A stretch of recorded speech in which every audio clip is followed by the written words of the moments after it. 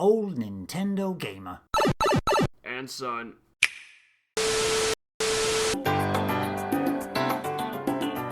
Greg, a little smile came on my face and your face when Nick was mentioning about upgrading to the Series X there. Is it worth it? For Nick, I would say probably yes. Yeah. The reason we're laughing at it is because last Sunday I was able to get a Series X myself, and it's something I've been toying with for at least the last few weeks. Obviously I had a PS5 towards the end of last year, not that long after it launched, and had it for a few months, and then I was just playing PS4 games on it, and it's obviously the PS5 still hard to get, and it had decent value, so I managed to sell it to a fella from work. Didn't lose any money on it at all, and to be honest, since getting rid of it, haven't missed it in the slightest. Still happy to play the PS4, but I've kind of always had this curiosity about the Xbox in a way.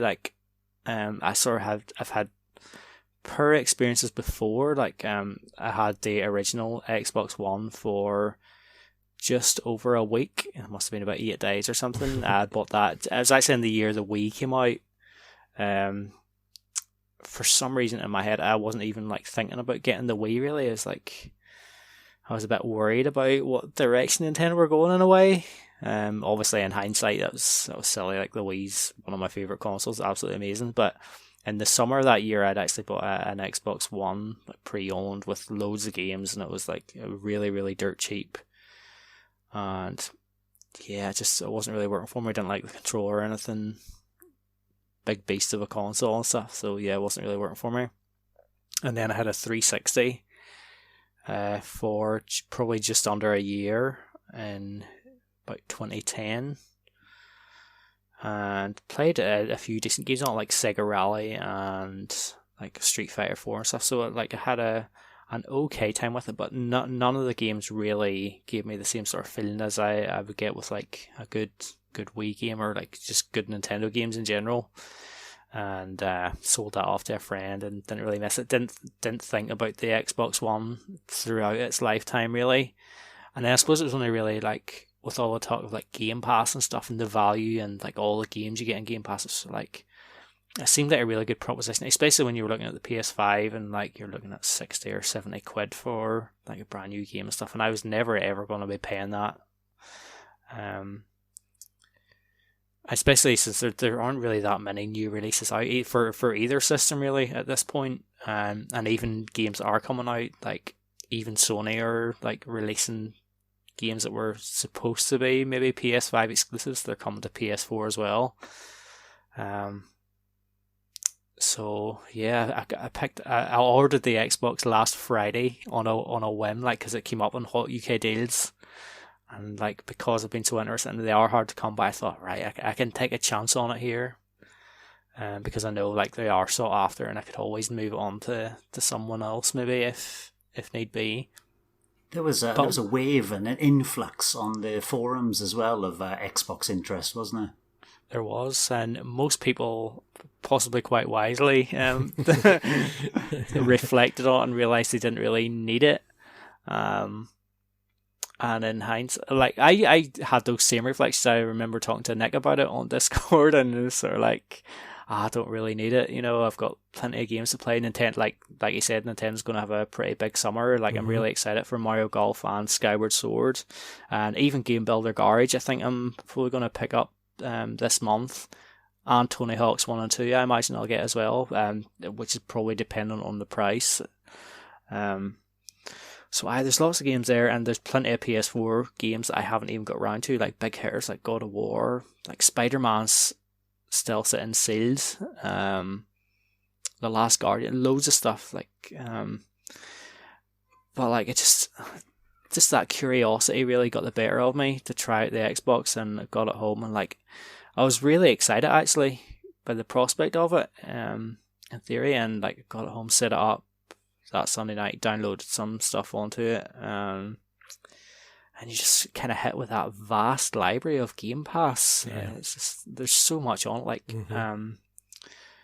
Like you, Nick, I tried Forza Horizon 4, and it's it's grand. It's not my sort of game, unfortunately. Like the open, I can appreciate it. Like it looks and it feels really good, but the open world nature of it is what kind of just kills it for me. I just can't really get into racing games in that sort of style. Like if they released a wave race open world, I'd be absolutely gutted. I think I'd be delighted that wave race is back, but open world, no. It's definitely better than something like Burnout Paradise. For sure, yeah. That's one of my biggest Switch regrets, I think. But yeah, I played that. I tried the first Halo again by downloading the Master Chief Collection, and I remember not really thinking that much of Halo back at the time, and I'd never really gave it much of a chance again. I played the opening sort of area, like the tutorial, and then the kind of the first level where you're not even sure you're in some sort of place and all the walls and stuff look the same. It's just corridors, really. No, it wasn't a good introduction for me.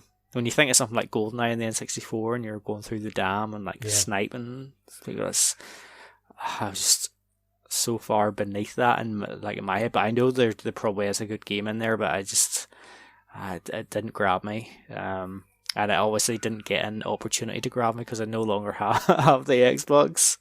It lasted a whole 5 days, but things that I sort of thought I'd be excited to play, like Rare Replay and stuff, as soon as I actually downloaded that and jumped into the game, I was flicking through the games and I realised that there wasn't really that much that I was actually feeling that I really wanted to play at that particular time. And like I jumped into Perfect Dark for a couple of seconds, jumped into Banjo-Kazooie for a couple of seconds. Everything kind of feels a wee bit odd, not on the N64 controller. But yeah, I was just surprised that just as I was looking through it, just thinking, you know what, I'm not really in the mood for this at the moment, and that was ultimately the problem. I think it's like there's so much there, and I already have enough to play as it is, and with the games coming out on Switch and stuff, I really want to concentrate on those, and because I've just paid like £449 for £449 for this new Xbox, and all these games are available. It's like you almost feel obligated to be getting the use out of it, especially since I paid the £1 to subscribe to Game Pass for 3 months, for example. I'd feel like I'd have to be using that all the time, and ultimately I didn't really want to. So I cut my losses, and there actually weren't any losses really. I didn't lose any money on the console at all. I don't miss it. I've been without it since Friday there, and it's an oddly liberating experience. Even before I got it, I felt almost overwhelmed by how many games I have in the backlog and stuff, and how much I have to play. But then once I had the Xbox and I realised just how much more there was there, now that I've kind of cut that away, it's like, now I have the freedom to play these other games. It's a really bizarre feeling. It's ridiculous in a way, but I also have that curiosity satisfied, so I'm not going to be pining for the Xbox now for a while. So at least some good came out of it, and my PS5 experience, I'm not desperate for it either, so I'm good with what I have for the next while, and I'm really hoping Nintendo have a good E3. For a while I thought it was going to be amazing, and I am starting to have my doubts. I'm really worried about it, but we'll see what happens. Thanks for watching, and don't forget to hit the subscribe button and give us a like if you've enjoyed our content. You can also check out our other great content on Twitter, Facebook, Instagram, and the N-E Café podcast from all good podcast providers. Just follow the links in the description below.